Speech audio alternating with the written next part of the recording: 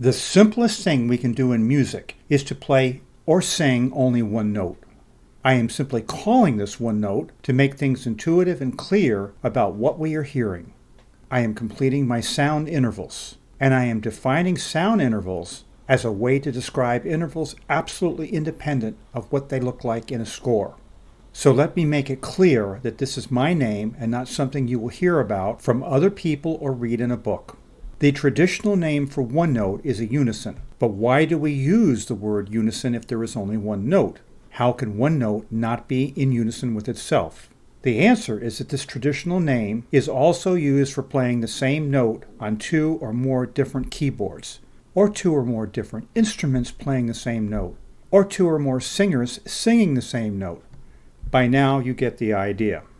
For instance, 100 different people might be playing and singing middle C at the same time. And that would be a unison both in sound and as a description of what we see on the page. Right there, you probably have everything you need to know about what a unison is. And if this is enough for you, stop right here and go on to the next video. But for those of you who want to go down a rabbit hole with me for something a bit more complicated, one note can also be written as a diminished second.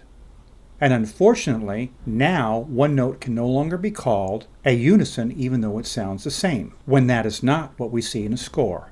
That's where the name diminished second comes into the story. The way we came to get the name diminished second is quite a tale worthy of Wonderland. Let's take a moment to explore different kinds of seconds. I'm going to go into more details about seconds in other videos, but we need to explore them just a little bit here. A major second uses two letters and skips only one key. A minor second also uses two letters but skips absolutely nothing at all. So when we get to a diminished second, it is simply a way of writing one note with different letters. C sharp and D flat would be a perfect example.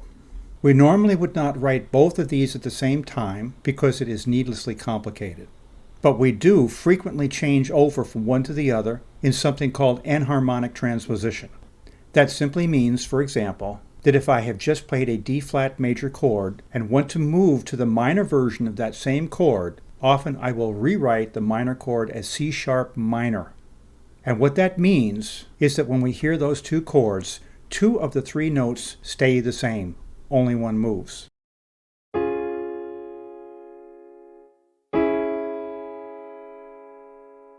But what we see on the page changes completely and is very confusing to the eyes.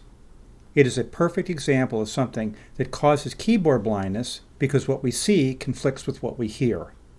This term diminished second is used in notation programs to transpose, so it is absolutely necessary.